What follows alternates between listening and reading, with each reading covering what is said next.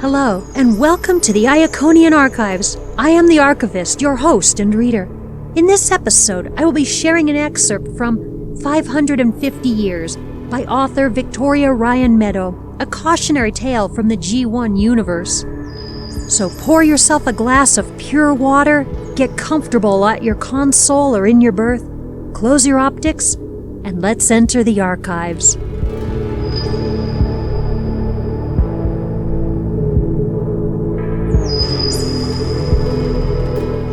Optimus gazed around the bridge, his optics landing on the members of his crew. The rest of his Autobots were below deck, either recharging or trying to pass the time with conversation or video games they had taken with them when they left Earth. Those on the bridge, as well as keeping quiet, wore pensive expressions, and a few of them were more attached to the green and blue planet more than the rest of his crew. Next to the Autobot leader sat one such individual, though Optimus knew the older mech would never admit it out loud or where anyone could hear him say as much. Pale blue optics stared at a screen lit with a soft yellow glow, though the mech's expression remained neutral. Optimus thought his friend's quiet behavior to be odd, considering Ironhide's usual enthusiasm for getting the job done. When Optimus first brought up the journey to Earth, Ironhide had voiced his discontent for the mission. None of their original human friends lived, and their descendants would know next to nothing about the Autobots. To the new generation of humans, Cybertronians were a thing of the past, a reminder of the savages of war. Optimus understood his friend's reasoning, though he believed Ironhide's reluctance stemmed from something much deeper. Something happened to Ironhide before they left Earth, something he refused to speak of even to this day. He tried to pretend the humans no longer mattered, yet even he could not deny the impact the humans had had on him and those who served under him. Ironhide, despite all his bluster and gung-ho mannerisms, had been affected by Earth's inhabitants as much as the rest of his crew, and they were anxious to see how the humans were faring in their absence. "Optimus, we are nearing Earth's orbit now."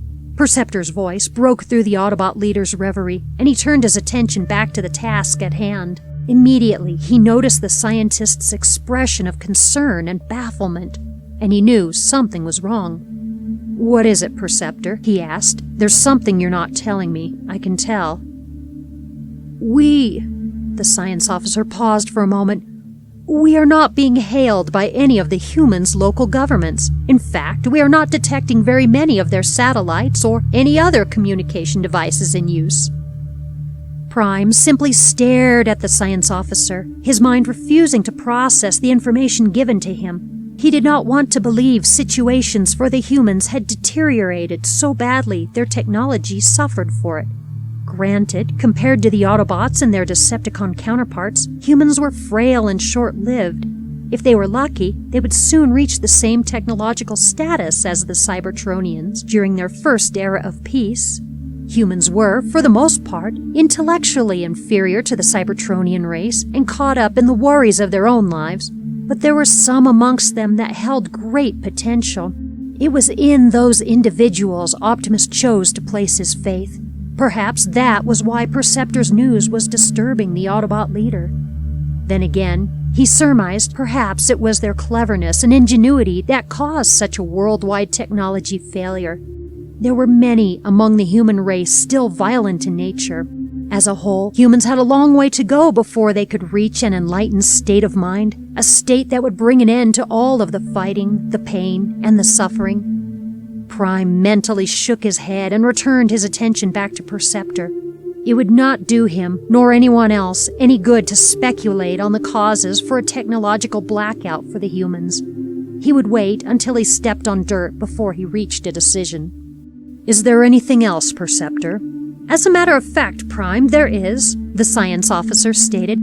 "According to our scans, there has been a great reduction in the pollutants in Earth's atmosphere. There are also sections of the planet that are greener, so to speak, than when we left.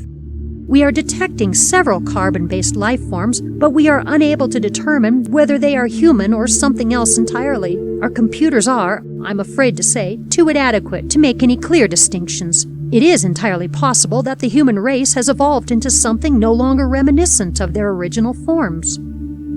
It's also possible that humans don't exist anymore. At the quiet declaration from his weapons specialist, Optimus turned to face Ironhide, shocked the old veteran would say such a thing, yet keeping his control on his emotions all the same. Despite his blustery manner, the Autobot leader knew Ironhide possessed a soft spot for innocent and defenseless creatures, especially for humans. The weapons specialist had even been friendly with a few humans, some of which had been among the inhabitants' geniuses. His quiet declaration made no sense. "And why would you say that, old friend?" Optimus asked. "You have seen how resilient humans can be. They are not like most other creatures on their planet. They are capable of adapting." "They're also capable of destroying each other without hesitation," Ironhide pointed out, his accent becoming more pronounced. His voice was the only indication of his anger. Never once did his expression change. It still remained calm, sad almost. "I heard it once said that the planet itself is capable of destroying those who would destroy it. It may take an asteroid to do so, but the planet will destroy any threats to its safety.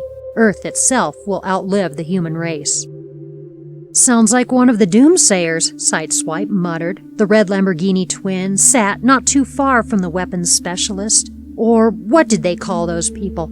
Extreme environmentalists? "It does not matter who said what and when," Prime interjected. He knew Sideswipe well enough to know the younger mech sometimes went out of his way to aggravate and rile Ironhide. As the Autobot leader, he needed to maintain a sense of calm and reassurance for his Autobots.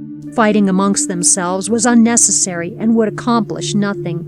Right now, we know nothing of what has happened on Earth. We have been gone for many centuries. It should be expected that things will have changed since we were last here, and we will know what those changes are once we land.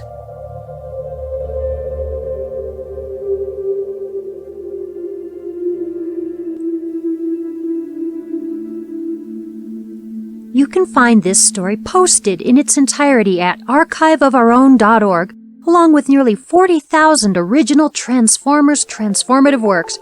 Give it a read and let the author know what you thought. Comments and kudos encourage authors to keep producing their art. Please share this channel with other Transformers enthusiasts. Subscribe and you'll know when new videos are posted. As always, comments and suggestions are welcome below. If you would like to suggest a story for reading here on the Iaconian Archives, please view our video From the Archivist, suggesting content, and you could hear me read some of your favorite Transformers fan fiction. From tonight's author and myself, thank you for your time and support.